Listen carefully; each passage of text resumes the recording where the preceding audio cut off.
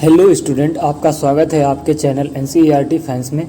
आज की क्लास में सिंधु घाटी सभ्यता से जुड़ी संपूर्ण जानकारी एक ही क्लास में एवं सभी परीक्षाओं के लिए महत्वपूर्ण क्लास होने वाली है, तो क्लास के अंत तक बने रहें। तो शुरू करते हैं। यह क्लास जो है मल्टीपल चॉइस ऑप्शन ना होकर ये थ्योरेटिकल क्लास होने वाली है। इसमें है इंडस वैली सिविलाइजेशन या सिंधु घाटी सभ्यता, तो इससे जुड़े सारे स्थल और उनमें क्या प्राप्त हुआ खुदाई में और कब हुई, क्या इन सारी टॉपिक पे बात करने वाले हैं। बरसों पुरानी सिंधु सभ्यता 20वीं सदी के द्वितीय दशक तक एक गुमनाम सभ्यता थी। बरसों पुरानी सभ्यता जो है द्वितीय दशक तक एक गुमनाम सभ्यता थी। सभ्यता थी अर्थात लोग इस सभ्यता के बारे में परिचित ही नहीं थे। विद्वानों की धारणा थी कि सिकंदर के आक्रमण 326 ईसा पूर्व के पूर्व भारत में कोई सभ्यता ही नहीं थी।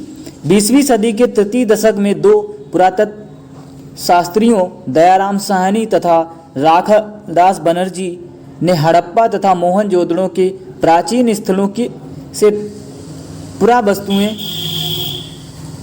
प्राप्त कर या सिद्ध कर दिया कि सिकंदर के आक्रमण के पूर्व भी एक सभ्यता थी जो अपने समकालीन सभ्यताओं में सबसे विकसित थी।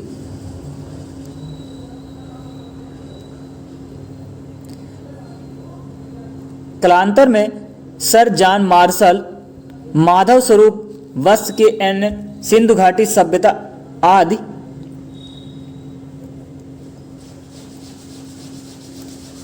सिंधु घाटी सभ्यता अथवा उसके मुख्य स्थल हड़प्पा के नाम पर हड़प्पा सभ्यता कहा जाता है। यहाँ जो खुदाई हुई तो इसका मुख्य स्थल जो है हड़प्पा स्थल था, तो इसीलिए इसे हड़प्पा सभ्यता के नाम से जाना जाता है। तो इसका नाम हड़प्पा क्यों पड़ा? सिंधु घाटी सभ्यता का क्षेत्र अत्यंत व्यापक था, मतलब बहुत विशाल था। आरंभ में हड़प्पा और मोहनजोदड़ो की खुदाई से एक इस सभ्यता के प्रमाण मिले हैं। अतः विद्वानों ने आरंभ मतलब शुरुआती दौर में हड़प्पा और मोहनजोदड़ो की खुदाई से इस सभ्यता के प्रमाण मिले हैं। सिंधु घाटी सभ्यता का नाम दिया, विद्वानों ने इसे सिंधु घाटी सभ्यता का नाम दिया क्योंकि ये क्षेत्र सिंधु और उसकी सहायक नदियों के क्षेत्र में आते हैं। पर बाद में रोपड़, लोथल, कालीबंगा, बनावली, रंगपुर आदि में क्षेत्रों में भी इस सभ्यता के अवशेष मिले जो सिंधु और उसकी सहायक नदियों के क्षेत्र से बाहर थे। अतः इतिहासकार इस सभ्यता का प्रमुख केंद्र हड़प्पा होने के कारण इस सभ्यता को हड़प्पा की सभ्यता नाम देना उचित मानते हैं। तो इसी के नाम से इंडस वैली सिविलाइजेशन या हड़प्पा सभ्यता नाम से ही विख्यात है। सिंधु घाटी सभ्यता कांस्य युगीन, इस सभ्यता में तांबे का उपयोग होने लगा था, जिसका उद्भव ताम्र पाषाण काल में प्रारंभ के पश्चिमी क्षेत्र में हुआ था और इसका विस्तार भारत के अलावा पाकिस्तान, अफगानिस्तान के कुछ क्षेत्रों में भी था।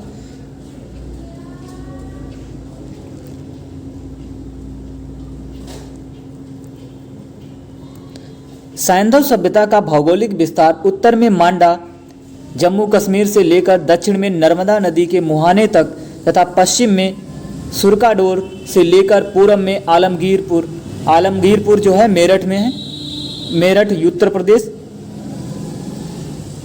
मेरठ यूपी। वह उत्तर से दक्षिण लगभग 1100 किलोमीटर तथा पूर्व से पश्चिम लगभग 1000 किलोमीटर तक फैली हुई थी। उत्तर से दक्षिण 1100 किलोमीटर और पूर्व से पश्चिम 1000 किलोमीटर।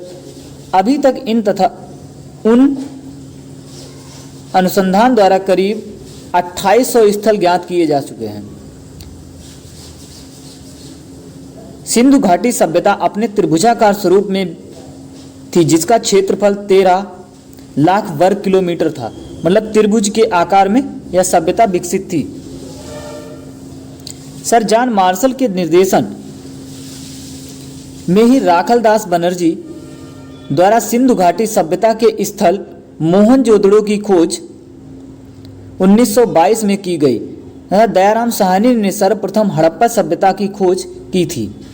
भारतीय पुरातत्व सर्वेक्षण विभाग के तत्कालीन अध्यक्ष सर जॉन मार्शल थे। उस समय के अध्यक्ष जो हैं सर जॉन मार्शल के नेतृत्व में खुदाई प्रारंभ की गई थी। तो यहाँ से इस प्रश्न बन सकते हैं, सिंधु घाटी सभ्यता की नगर योजना कैसी थी? सिंधु घाटी सभ्यता एक नगरीय सभ्यता थी। यहाँ जो है आबादी नगरीय सभ्यता थी, जिसका ज्ञान उसके पुरातात्विक अवशेषों तथा अनुसंधानों से होता है।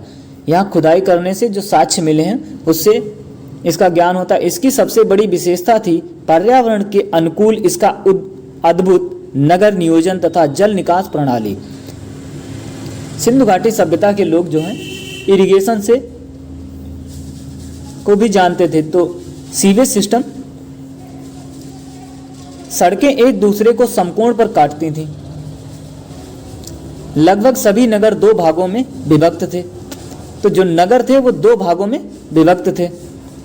प्रथम भाग में ऊंचे दुर्ग निर्मित थे, इनमें शासक वर्ग निवास करता था। दूसरे भाग में नगर का आवास क्षेत्र साक्ष्य मिले हैं जो अपेक्षाकृत बड़े थे। आमतौर पर यहाँ सामान्य नागरिक, व्यापारी, शिल्पकार, कारीगर और श्रमिक रहते थे। तो दो भागों में विभाजित था। ऊंचे दुर्ग में शासक या राजा कह लें उस समय तो वो, और निचले दुर्ग में सुरक्षा की दृष्टि से सामान्य जन रहते थे। तो सड़कों के किनारे की नालियां ऊपर से ढकी होती थीं। घरों का गंदा पानी इन्हीं नालियों से होता हुआ नगर की मुख्य नाली में गिरता था। तो यह लोग इतने एडवांस हो चुके थे कि जो नाली व्यवस्था थी वो सब सड़कों की नालियां जो हैं साइड में बनी होती थी और ढकी हुई थी, जो मुख्य नाली से मिलती थी। हड़प्पा, मोहनजोदड़ो तथा कालीबंगा की नगर योजना लगभग एक समान थी। हड़प्पा, मोहनजोदड़ो और कालीबंगा की नगर योजना जो है एकदम एक समान थी। कालीबंगा व रंगपुर को छोड़कर पकी हुई ईंटों का प्रयोग हुआ है। इन दो नगरों को छोड़कर बाकी सब में पकी हुई ईंटों का प्रयोग हुआ है। आमतौर पर प्रत्येक घर में एक आंगन, एक रसोई घर तथा एक स्नानागार होता था। अधिकांश घरों में कुएं के अवशेष भी मिले हैं। तो इस सभ्यता के लोग जो है आज के हिसाब से ही एडवांस थे। और रसोई घर, आंगन, स्नानागार, अधिकांश घरों में कुओं के अवशेष भी मिले हैं। बड़े बड़े भवन हड़प्पा एवं मोहनजोदड़ो की विशेषता बतलाते हैं। हड़प्पा कालीन नगरों के चारों ओर प्राचीर मतलब सुरक्षा दीवार बनाकर किलेबंदी की गई थी, जिसका उद्देश्य नगर को चोर लुटेरों, दस्यु उनको कहते हैं जो जानवरों को चुरा ले जाते थे, पशु दस्युओं से बचाना। मोहनजोदड़ो में यहां से एक इंपॉर्टेंट बन सकता है क्वेश्चन, मोहनजोदड़ो में विशाल स्नानागार सैंधव सभ्यता का अद्भुत निर्माण है। बहुत बड़ा स्नानागार मिला है। जबकि अन्नागार सिंधु सभ्यता की सबसे बड़ी इमारत है। अन्नागार जहां अन्न स्टोर किया जाता था भंडारण के लिए। घरों के दरवाजे एवं खिड़कियां मुख्य सड़क पर न खुलकर गलियों में खुलती थीं। तो सड़क की ओर न खुलकर गलियों में खुलती थीं, लेकिन लोथल इसका अपवाद है। दरवाजे एवं खिड़कियां मुख्य सड़कों की ओर खुलती थीं। यद्यपि मकान बनाने में कई प्रकार की ईंटों का प्रयोग हुआ है। यहाँ जो है कई प्रकार की ईंटें प्रयोग में लाई गई हैं, जिसका अनुपात 4:2:1 लंबाई, चौड़ाई तथा मोटाई का अनुपात आकार की ज़्यादा प्रचलित ईंटें थीं। सिंधु घाटी सभ्यता के प्रमुख स्थल अब हम लोग जानेंगे। सिंधु घाटी सभ्यता के प्रमुख स्थल कौन कौन से हैं? हड़प्पा। सिंधु घाटी सभ्यता हड़प्पा के अवशेषों की खोज सर्वप्रथम 1921 में हड़प्पा में की गई। हड़प्पा वर्तमान में रावी नदी के बाएं तट पर पाकिस्तान के पंजाब प्रांत के मोंटगोमरी जिले में स्थित है। कहाँ स्थित है? मोंटगोमरी जिले में पाकिस्तान में पड़ता है मोंटगोमरी जिला। तो यहाँ से प्रश्न बन सकता है हड़प्पा की खोज कब हुई, तो 1921, और कहाँ स्थित है, पंजाब प्रांत में। स्टुअर्ट पिगट ने इसे अर्ध औद्योगिक नगर कहा है। यहाँ के निवासियों का एक बड़ा भाग व्यापार, तकनीकी, उत्पाद और धर्म के कार्यों में संलग्न था।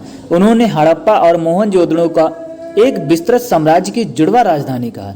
तो यहाँ से प्रश्न बन सकता है मोहनजोदड़ो और हड़प्पा को जुड़वा राजधानी कहा जाता है। तो यहाँ से बनेगा किसको जुड़वा राजधानी कहा जाता है, हड़प्पा व मोहनजोदड़ो को। किसने कहा, स्टुअर्ट पिगट ने, और इसे अर्ध औद्योगिक नगर भी कहा है। तो ये इंपॉर्टेंट है। नगर की रक्षा के लिए पश्चिम की ओर एक दुर्ग का किया गया था। यह दुर्ग उत्तर से दक्षिण की ओर 415 मीटर लंबा तथा पूर्व से पश्चिम की ओर 195 मीटर चौड़ा। जिस टीले पर यह दुर्ग बना है उसे व्हीलर ने माउंट एबी की संज्ञा दी है। तो व्हीलर ने किसे माउंट एबी की संज्ञा दी है, जो पश्चिम की ओर दुर्ग का निर्माण किया गया था, तो उसे माउंट एबी की संज्ञा दी है।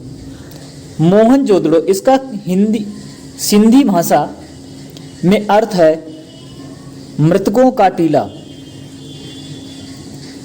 होता है। यह सिंध पाकिस्तान के लरकाना जिले में सिंधु नदी के तट पर स्थित है। तो यह कहाँ स्थित है, पाकिस्तान में, और जिला कौन सा है, लरकाना जिला, पाकिस्तान, सिंधु नदी के तट पर। तो इस यहाँ से 2 ही 3 क्वेश्चन बन सकते हैं। मृतकों का टीला किसे कहते हैं, मोहनजोदड़ो कहाँ स्थित है, सिंध, पाकिस्तान के लरकाना जिला में, किस नदी पर, सिंध नदी पर। सर्वप्रथम इसकी खोज राखल दास बनर्जी ने की थी। मोहनजोदड़ो की शासन व्यवस्था राजतंत्रात्मक न होकर जनतंत्रात्मक थी। यहाँ राजाओं का राज न होकर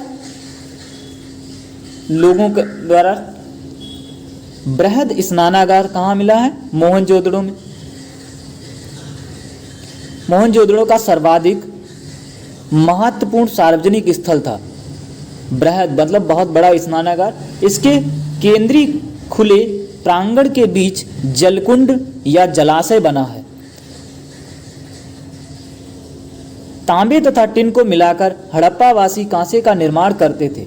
मोहनजोदड़ो से कांसे की नर्तकी। अब यहाँ से प्रश्न बन सकता है नर्तकी की मूर्ति किस सभ्यता से मिली है, तो मोहनजोदड़ो से कांसे की नर्तकी की मूर्ति पाई गई है, जो द्रवी मोम की विधि से बनाई गई है। अगला है चनहूदड़ो। यह सैंदव नगर मोहनजोदड़ो से 130 किलोमीटर दक्षिण पूर्व सिंध प्रांत, पाकिस्तान में स्थित है। इसकी सर्वप्रथम खोज 1934 ईस्वी में एन गोपाल मजुमदार ने की थी तथा 1935 ईस्वी में अर्नेस्ट मैके द्वारा यहाँ उत्खनन करवाया गया था।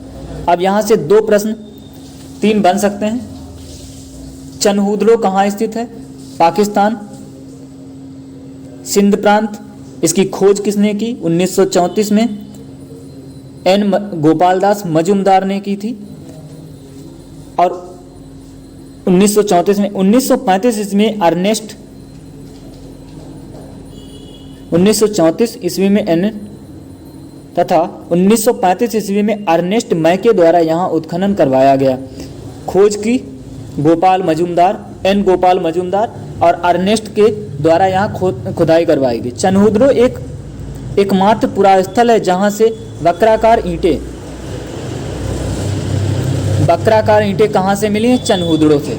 चनहूदड़ो में किसी दुर्ग का अस्तित्व नहीं मिला है। चनहूदड़ो से पूर्वोत्तर हड़प्पाकालीन संस्कृत झुकर या झागर के अवशेष मिले हैं। ऐसा प्रतीत होता है कि यहाँ एक औद्योगिक केंद्र था जहाँ मणिकारी, मोहर बनाने, भार माप के बटखरे बनाने का काम होता था। अर्नेस्ट मैके ने यहाँ से मनका बनाने का कारखाना तथा भट्टी की खोज की। अब मनका बनाने का कारखाना कहाँ से मिला है, चनहूदड़ो से। तो यहाँ से प्रश्न बन सकता है मनका बनाने का कारखाना कहाँ से मिला है? चनहुद्रो से। लोथल अगला है इसी क्रम में। लोथल यह गुजरात के अहमदाबाद जिले के सरगवाला ग्राम के समीप दक्षिण भोगवा नदी के तट पर स्थित है। यह कहाँ स्थित है? गुजरात के अहमदाबाद जिले के सरगवाला ग्राम के समीप दक्षिण में भोगवा नदी के तट पर स्थित है। इसकी खोज सर्वप्रथम डॉक्टर एस.आर. राव ने 1955 ईस्वी में की थी। तो यहाँ से प्रश्न बन सकता है इसकी खोज किसने की थी? तो डॉक्टर एस.आर. राव ने की थी। कब की थी? 1955 में। यह स्थल एक प्रमुख बंदरगाह जो पश्चिमी एशिया से व्यापार का प्रमुख केंद्र था। तो बंदरगाह लोथल जो है प्रमुख बंदरगाह था जो पश्चिमी एशिया से व्यापार का प्रमुख स्थल था। लोथल में नगर दो भागों में न बंटकर एक ही रक्षा प्राचीर से पूरे नगर को दुर्गीकृत किया गया था। तो दो भागों में न बंटकर एक ही भाग में रक्षा प्राचीर थी। राखीगढ़ी अगला है। राखीगढ़ी हरियाणा के हिसार जिले में स्थित प्रमुख स्थल है, पुरातात्विक स्थल है। तो यह कहाँ स्थित है? हरियाणा के हिसार जिले में। यहाँ से अन्नागार एवं रक्षा प्राचीर के साक्ष्य मिले हैं। तो यहाँ से प्रश्न बन सकता है अन्नागार के साक्ष्य कहाँ से मिले हैं? राखीगढ़ी। रक्षा प्राचीर के साक्ष्य जो है कहाँ से मिले? राखीगढ़ी। मई 2012 में ग्लोबल हेरिटेज फंड ने इसे एशिया के 10 ऐसे विरासत स्थलों की सूची में शामिल किया है जिनके नष्ट हो जाने का खतरा है। किसे? ग्लोबल। यहाँ से प्रश्न बन सकता है मई 2012 में ग्लोबल हेरिटेज फंड ने किसे एशिया के 10 विरासत स्थलों की सूची में शामिल किया है जिसे नष्ट हो जाने की खतरा है? तो राखीगढ़ी को नष्ट हो जाने का खतरा है। अगला क्रम में है कालीबंगा या राजस्थान के गंगा कहाँ स्थित है? राजस्थान के गंगानगर जिले में।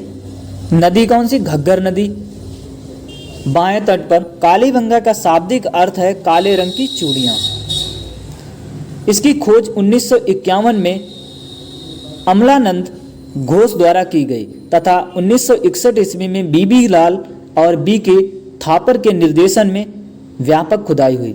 अब व्यापक खुदाई के लिए 1961 में बीबी लाल और बी.के. थापर के निर्देशन में व्यापक खुदाई की गई। यहाँ से जुते हुए खेत का साक्ष्य मिला। अब यहाँ से प्रश्न बन सकता है कि कहाँ से जुते हुए खेत का साक्ष्य मिला है? तो कालीबंगा से। यहाँ के भवनों का निर्माण कच्ची ईंटों द्वारा हुआ था। यहाँ से अलंकृत ईंटों के साक्ष्य भी मिले हैं। तो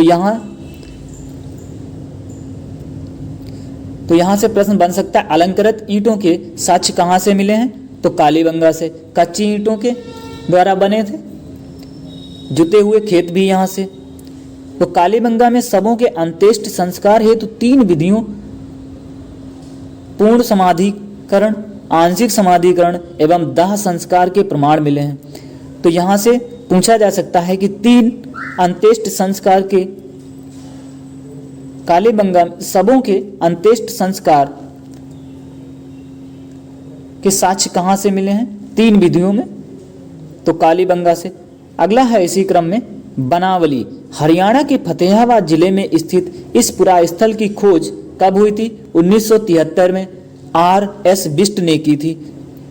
बनावली कहाँ स्थित है? हरियाणा के फतेहाबाद जिले में। पुरास्थल की खोज जो है इसकी खोज किसने की थी? R.S. बिष्ट ने। कब की थी? 1973 में। तो यहाँ से 3 प्रश्न बन सकते हैं। इस स्थल से कालीबंगा की तरह हड़प्पा पूर्व और हड़प्पा कालीन दोनों संस्कृतियों के अवशेष मिले हैं। तो यहाँ से दोनों संस्कृतियों के अवशेष मिले हैं। यहाँ जल निकास प्रणाली का अभाव था।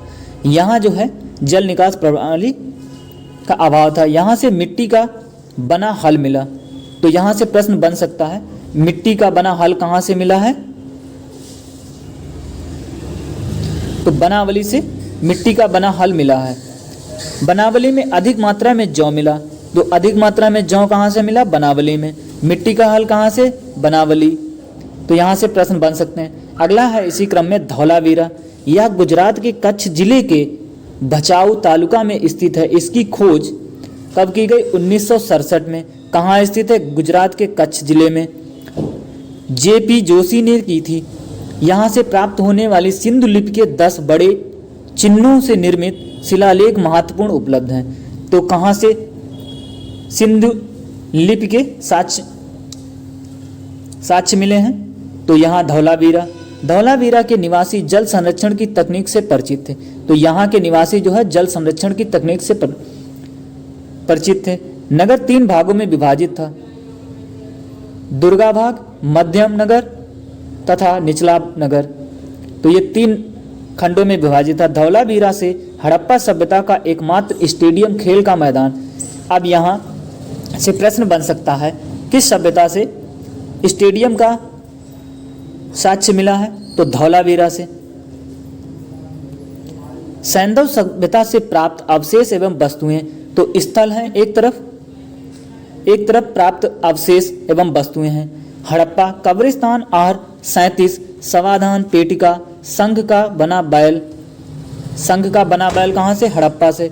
स्त्री के गर्भ से निकला हुआ पौधा, उर्वरता की देवी। तो ये सब यहाँ से प्राप्त हुए। मोहनजोदड़ो बृहद स्नानागार, बहुत विशालकाय स्नानागार। मातृ देवी की मूर्ति, कांसे की नर्तकी की मूर्ति, राज मुद्रांक, मुद्रा पर अंकित पशुपतिनाथ की मूर्ति, सूती कपड़ा, हाथी का कपाल खंड, गीली मिट्टी के दिए के साक्ष्य, गले हुए तांबे के ढेर, सीपी की बनी हुई पटरी, कुंभकारों के 6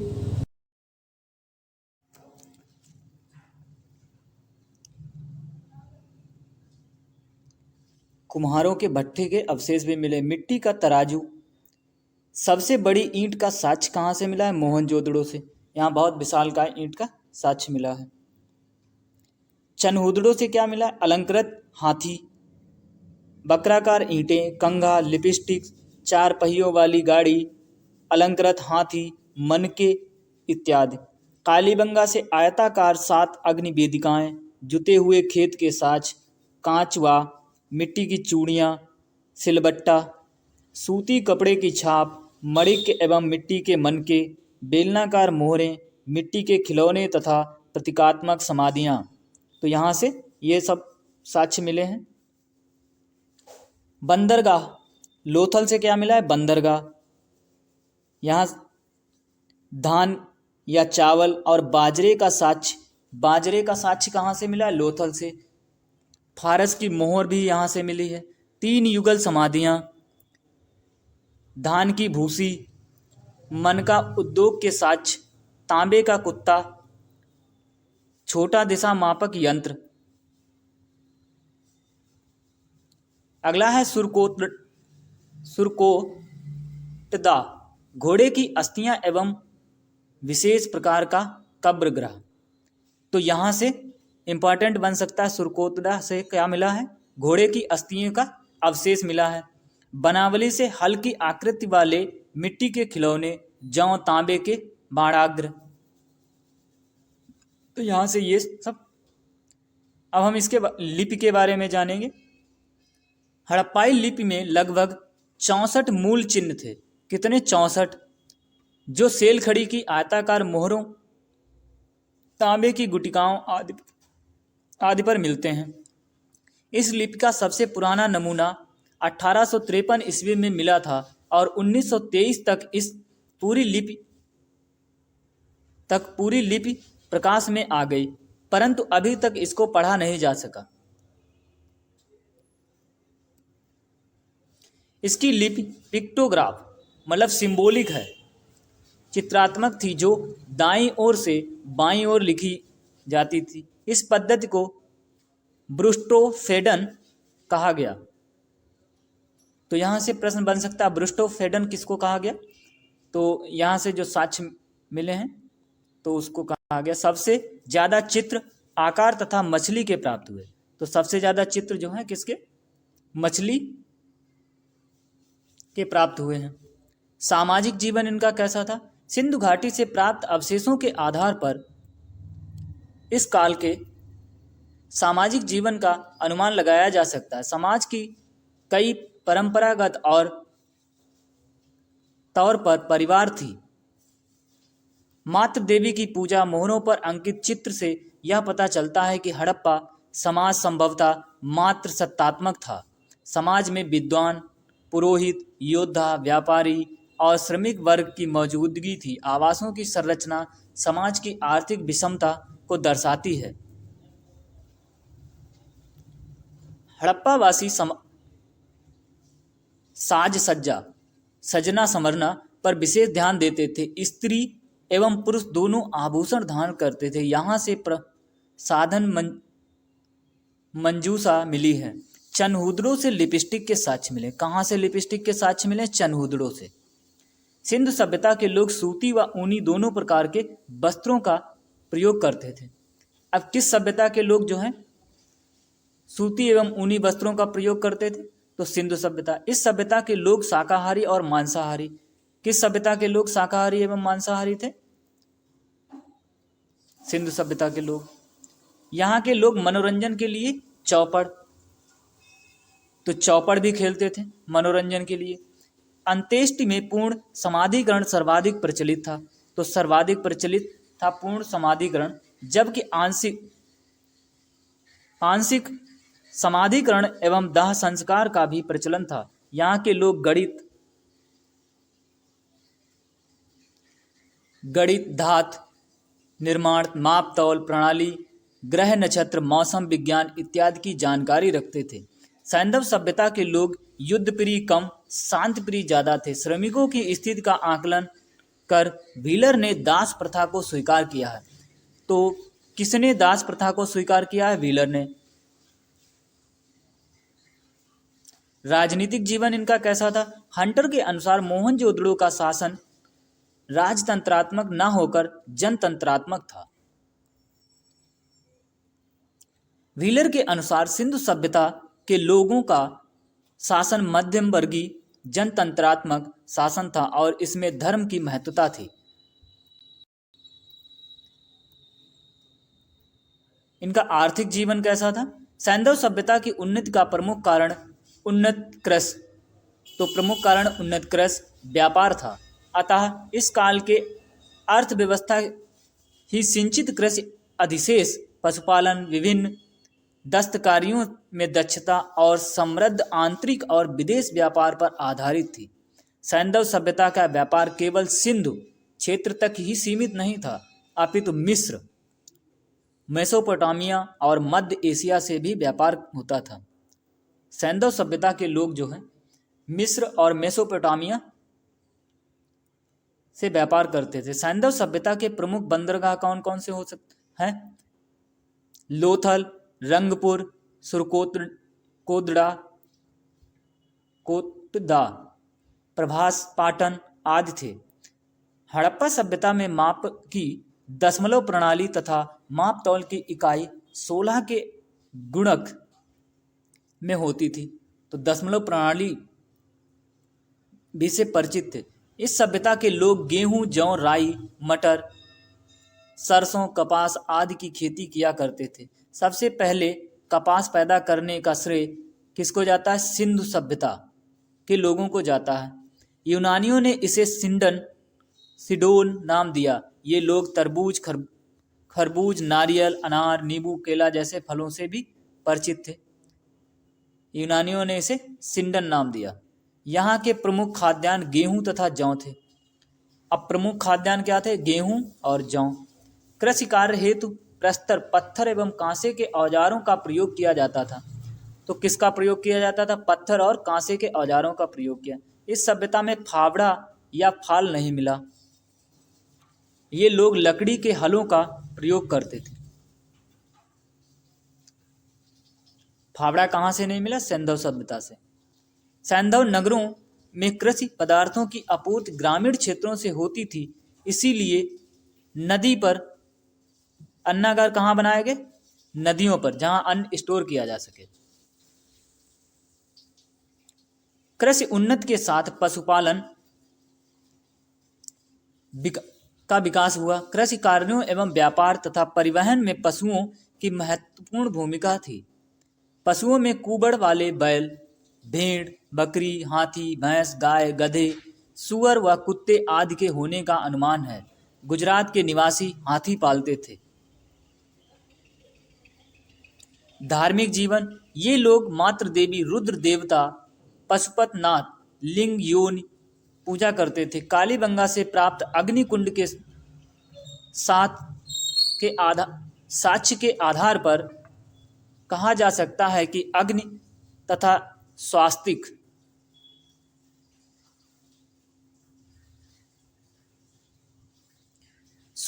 यहाँ सिंबल भी, स्वास्तिक का सिंबल भी यहीं से मिला है। आदि की पूजा की जाती थी। स्वास्तिक और चक्र सूर्य पूजा के प्रतीक थे। सैंधववासी पुनर्जन्म में विश्वास करते थे, इसीलिए मृत्यु के बाद दाह संस्कार 3 तरीके से प्रचलित था: समाधान, पूर्ण समाधान, आंशिक समाधान एवं कलश समाधान। मूर्ति पूजा का आरंभ कहाँ से हुआ है? सैंधव सभ्यता से मूर्ति पूजा का आरंभ माना जाता है। हड़प्पा से प्राप्त एक मृण मूर्ति के गर्भ से एक पौधा निकला दिखाया गया है, जो उर्वरता की देवी का प्रतीक है। सिंधु सभ्यता के पतन के क्या कारण हो सकते हैं? हड़प्पा सभ्यता की उत्पत्ति की तरह ही सिंधु सभ्यता के पतन के उत्तरदायी हैं।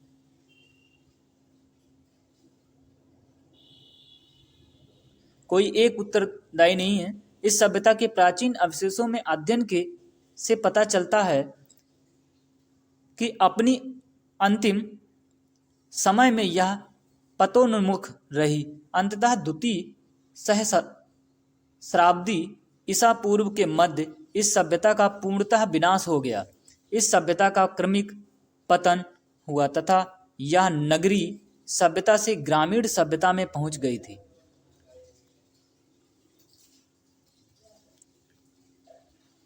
तो आज के लिए इतना ही।